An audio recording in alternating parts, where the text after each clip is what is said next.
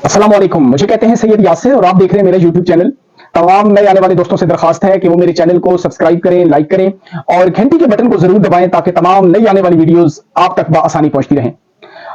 ये जो वीडियो मैं बना रहा हूं, इस वीडियो के तवस्सुत से मैं एक मैसेज जो है वो आप तमाम नाज़रीन तक पहुंचाना चाहता हूं कि देखें, अब जब मैं वीडियो ये रिकॉर्ड कर रहा हूं तो रमजान अल मुबारक का महीना यकीनन इख्तिताम पजीर हो चुका है और कुछ ही अगले लम्हों के बाद आप ये खबर सुनेंगे कि ईद का चांद नजर आ गया है।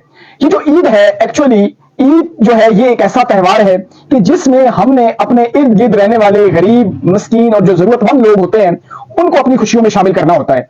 लेकिन इस वक्त जो हमारे मुल्क के हालात हैं, इस वक्त जो महंगाई है, तो गरीब जो है वो 2 वक्त की रोटी खाने के लिए भी तरस गया है। गरीब के बच्चे जो हैं, जो दिहाड़ीदार तबका है, जो मजदूर है, उसके बच्चे जो हैं वो 2 वक्त की रोटी भी पेट भरकर नहीं खा सकते। और इन हालात में जब 2 वक्त की रोटी भी मुश्किल है गरीब के लिए, तो ईद के कपड़े लेना, ईद पे अच्छे खाने खाना, मेरे ख्याल में ये एक गरीब आदमी का सिर्फ एक ख्वाब ही हो सकता है। क्योंकि रमजान मुबारक में जिस तरह महंगाई रही, पेट्रोल की कीमतें बढ़ी और अब जो एक महंगाई की लहर आई हुई है, आप कपड़े की दुकानों पे जाते हैं, खाने पीने की दुकानों पे जाते हैं, तो यकीनन जो एक गरीब तबका है वो चीजों की कीमतें देखकर ही दुकानों से वापस लौट आता है। और मेरी आंखों के सामने बहुत सारे लोग मैंने ऐसे देखे हैं कि जो आज हालांकि आखिरी रमजान मुबारक था, बाजार भरे हुए थे, लेकिन मुझे कई ऐसे लोग मिले कि जो आज भी बाजारों में नहीं गए। मैंने जब उनसे दरियाफ्त किया तो उनका जवाब यही था कि हमें 2 वक्त की रोटी भी अगर मिल जाए पेट भर के तो वो हमारे लिए गनीमत है और हमारे लिए जाके ईद की चीजें खरीदना, ईद के कपड़े खरीदना, ये हमारे लिए एक ख्वाब है। तो वो तमाम लोग जो साहिब हैसियत हैं, जिनको अल्लाह ने रिज़्क दिया हुआ है, मेरी उन तमाम लोगों से ये दरखास्त है कि खुदा के लिए अगर आप वैसे अपने लिए ईद पे 5 जोड़े सिलवा रहे हैं, 3 जोड़े सिलवा रहे हैं, अपने बच्चों के लिए 5-5 जोड़े ले रहे हैं, तो खुदा के लिए इस ईद पर अपने लिए भले 1 जोड़ा सिलवा लें। जहां बच्चों के लिए 5 जोड़े आप लेते हैं वहां 2 जोड़े ले लें, लेकिन बाकी जो आपके जोड़े हैं वो किसी गरीब के बच्चे को दे दें। वो कपड़े जो आपने खुद पहनने हैं वो किसी मजदूर को दे दें, उसको भी अपनी ईद की खुशियों में शामिल करें। क्योंकि जो हालात हैं, इन हालात में गरीब के बच्चे ईद नहीं कर सकते। एक गरीब मजदूर ईद वाले दिन अच्छा खाना नहीं खा सकता। वो तो इस इंतजार में है कि कोई साहिब हैसियत उसको जो है वो अपनी ईद की खुशियों में शामिल करे। तो आप तमाम हजरात कि जिनको अल्लाह ने कुछ दिया हुआ है और वो ये समझते हैं कि मैं अगर 5 जोड़े ना भी पहनूं, मैं 2 जोड़ों पे इक्तफा करूं और बाकी के 3 जोड़े मैं किसी गरीब को दे दूं, तो खुदा के लिए उस गरीब की भी ईद हो जाएगी और आपको भी अल्लाह पाक की जात इस चीज का अजर देगी। तो खुदा के लिए मैं फिर ये दरखास्त कर रहा हूं कि अपने इर्द गिर्द रहने वाले पड़ोस में हो, आपके गांव में हो, आपके कस्बे में हो या आपके शहर में हो, तो खुदा के लिए अपने उन गरीबों को मत भूलिएगा और उनको ईद की खुशियों में शामिल जरूर करना और इस चीज का सिला आपको अल्लाह पाक की जात देगी। अब हम आते हैं अपनी वीडियो की तरफ। आज मुझे ये सुनकर दुख भी हुआ, ताज्जुब भी हुआ कि पाकिस्तान के इंतहाई एक नामवर सियासतदान है मुस्तफा कमाल साहब। आपको पता है कि कुछ अर्सा पहले वो कराची के सिटी नाजिम भी रहे, उसके बाद वो एमकेएम का हिस्सा थे और फिर अचानक उन्होंने एक पाक सरजमीन पार्टी बनाई जिसके वो चेयरमैन थे। और ये स्टेटमेंट मुस्तफा कमाल साहब की तरफ से आया है कि कराची को 3 माह के लिए फौज के हवाले कर दिया जाए। यानी ये एक सियासतदान कह रहा है कि कराची को फौज के हवाले कर दिया जाए। वो कराची कि जिसको मिनी पाकिस्तान कहा जाता है, जो पाकिस्तान का सबसे बड़ा शहर है, उसके बारे में मुस्तफा कमाल साहब ये कह रहे हैं कि ये शहर फौज के हवाले कर दिया जाए। और ये मुस्तफा कमाल साहब नहीं कह रहे, बल्कि पंजाब में भी कुछ ऐसे सियासतदान हैं कि जिनके मुंह से हमें बैक द कैमरा ये बात सुनने को मिलती है कि जी इस वक्त जो हालात हैं बेहतर यही है कि ये मुल्क फौज के हवाले कर दिया जाए। अब एक तो वो वक्त होता है कि जब आप फौज पे तनकीद करते हैं, यही सियासतदान आप देखें टॉक शोज में बैठे होते हैं, फौज पे तनकीद कर रहे होते हैं कि जी आपका कोई सियासत में अमल दखल नहीं है, आपका काम सरहदों की हिफाजत करना है। लेकिन दूसरी तरफ यही सियासतदान खुद जबरदस्ती फौज का हाथ पकड़कर अपने मामलात में फौज को इन्वॉल्व करते हैं। इस मुल्क में कोई भी ऐसा काम नहीं कि जो फौज की मदद के बगैर हो सके। जल्जला आए तब भी इस मुल्क में फौज, सैलाब आए तब भी इस मुल्क में फौज, अगर वबा आए, कोरोना आए तब भी इस मुल्क में फौज, अगर डाकू के खिलाफ ऑपरेशन करना हो तब भी फौज, अगर दहशतगर्दी के खिलाफ लड़ना हो तब भी फौज। अलगर्ज इस मुल्क के हर मसले का जो हल है वो सिर्फ फौज के पास है। लेकिन जब तनकीद करनी होती है, यही 2% के जो सियासतदान होते हैं यही बैठकर फौज पर तनकीद कर रहे होते हैं और फौज को बुरा भला कह रहे होते हैं।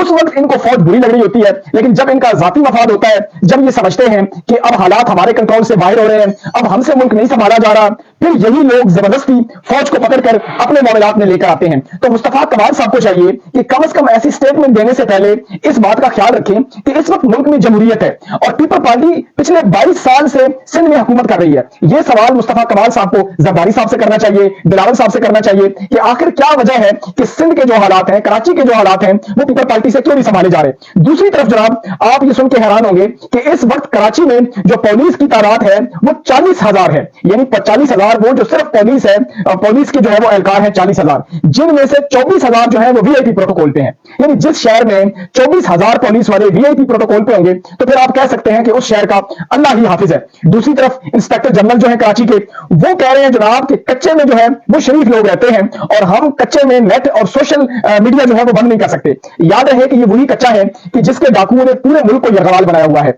दिन दिहाड़े वहां पर डाके हो रहे हैं, लोगों को उठा के लेके जा रहे हैं और सिंध हुकूमत मुकम्मल तौर पर उन डाकुओं के आगे बेबस है। लेकिन जो इंस्पेक्टर जनरल साहब हैं वो ये कह रहे हैं कि नहीं जी, कच्चे में शरीफ लोग रहते हैं। तो अब उनसे कोई सवाल करे कि अगर कच्चे के लोग शरीफ हैं, आप वहां नेट नहीं बंद करते, सोशल मीडिया बंद नहीं करते, तो 8 फरवरी को जो पूरा पाकिस्तान था, क्या ये बदमाश था? क्या ये डकैत था कि पूरे मुल्क का नेट बंद कर दिया गया, पूरे मुल्क की सर्विस बंद कर दी गई? तो उस वक्त यही आवाम थी जिस आवाम का सब कुछ बंद कर दिया गया था। उसके बाद जनाब इब्सार आलम की खबर है जो इस वक्त बहुत गर्दिश कर रही है। आपको पता है कि शरीफ फैमिली जो है वो सऊदी अरब के दौरे पे है, उम्रा अदा करने गई हुई है। और इब्सार आलम की खबर यह है कि जिस दिन शहबाज शरीफ सऊदी अरब थे, उस दिन सऊदी अरब में 500 भिखारी पकड़े गए, जिनमें अक्सरियत पाकिस्तानियों की थी। ये वो भिखारी कि जो पाकिस्तान से जाते हैं जनाब वीजा पे और वहां पर रमजान के दिनों में जो है वो भेस बदलकर भीख मांगते हैं। यानी 500 भिखारी पकड़ा गया, जिनमें अक्सरियत जो है वो पाकिस्तानियों की थी। अभी यही खबरें सऊदीया मीडिया पे चल रही थी कि इतने में जनाब शहबाज शरीफ साहब का जहाज जो है वो भी अपने पूरे लाव लश्कर के साथ, अपनी पूरी काबीना के साथ जो है वो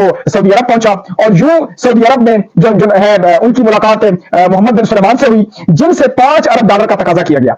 अब सोशल मीडिया पे बड़े जबरदस्त मीम बन रहे हैं कि एक तरफ तो पाकिस्तानी भिखारी 500 भिखारी पकड़ा जाता है, जबकि दूसरी तरफ इस मुल्क का नामवर भिखारी, सर्टिफाइड भिखारी शहबाज शरीफ जो है वो सऊदीया की सरजमीन पे भीख मांगने के लिए गया है। फर्क इतना था कि वो जो 500 भिखारी गए वो अपने वीजे पे गए, अपने पैसों पे गए, और ये जो शहबाज शरीफ साहब पहुंचे हैं, ये जनाब सरकारी खजाना लूटकर सरकारी जहाज में ये सऊदी अरब पहुंचे, जाके जनाब उमरा किया और उमरा करने के बाद मोहम्मद बिन सुलेमान के हाथ में पकड़े कि खुदा के लिए हमें $5 अरब दे दें। अब मोहम्मद बिन सुलेमान ने वो $5 अरब देने का वादा तो नहीं किया, लेकिन उन्होंने हाँ से हाँ मिला दी कि हाँ हम आपको देंगे। ये भी नहीं कहा कब देंगे, किस वक्त देंगे, कैसे देंगे, लेकिन उन्होंने शहबाज शरीफ साहब को एक मुंह में नवाला डाल दिया कि चलो अब आ गए हैं, ईद का मौका है, मैं इनको खाली नहीं भेजता। तो उन्होंने शहबाज शरीफ साहब की हाँ में हाँ मिला दी और $500 अरब की हामी भर ली। लेकिन लग ऐसा रहा है कि ये भी एक आप कह सकते हैं कि शहबाज शरीफ साहब को एक धोखा दिया गया है, क्योंकि सऊदीया को भी पता है कि जिस तरह की हुकूमत है, जिस तरह के मुल्क के हालात हैं, जिस तरह बदमनी है और जिस तरह करप्शन और लूट मार उरूज पे है, तो बहुत मुश्किल है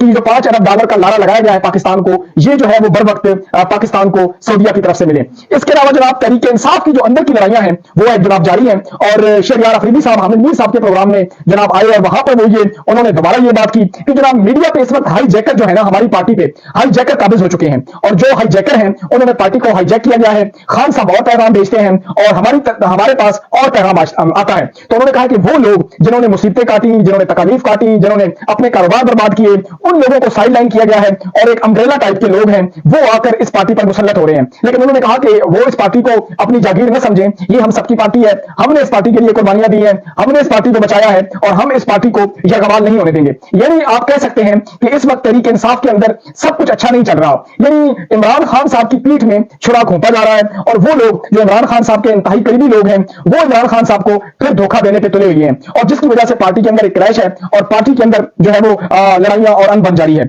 आखिर में जनाब बात कर लेते हैं जस्टिस मोहसिन अख्तर कियानी साहब की, कि मोहसिन अख्तर कियानी साहब के खिलाफ जो एक रेफरेंस है वो सुप्रीम जुडिशल कमीशन पहुंचा दिया गया है। और याद रहे कि ये वही जस्टिस मोहसिन अख्तर कियानी साहब हैं कि जिन्होंने खत लिखे थे जो 6 जजों में, उन जजों में मोहसिन अख्तर कियानी साहब भी थे। तो जनाब मोहसिन अख्तर कियानी साहब का खाता खुल गया है, उनका केस जो है वो सुप्रीम जुडिशल कमीशन पहुंच गया है, अब उनके खिलाफ कार्रवाई होना बाकी है।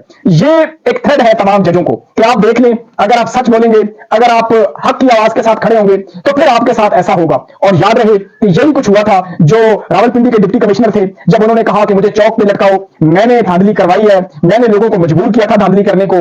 उसके बाद उनसे प्रेस कॉन्फ्रेंस करवाई गई और प्रेस कॉन्फ्रेंस करने के बाद उनको ऐसा गायब किया गया कि आज तक वो दोबारा मंजर आम पर नहीं आ सके। फिर मुझे वही बात याद आती है चौधरी निसार साहब की, जो उन्होंने पार्लियामेंट के फ्लोर पे खड़े होकर कही थी कि इस मुल्क की बदकिस्मती ये है कि इस मुल्क में गलत काम करना बहुत आसान है और अच्छा काम जो करना है वो इस मुल्क में मुश्किल है। तो जनाब मुझे दीजिए इजाजत, अपना और अपने इर्द गिर्द के लोगों का बहुत सारा ख्याल रखिएगा, मुझे दुआ में याद रखना, इसी दुआ के साथ कि जहां रहें खुश रहें। और मेरी तरफ से आप तमाम हजरात को एडवांस में ईद मुबारक हो।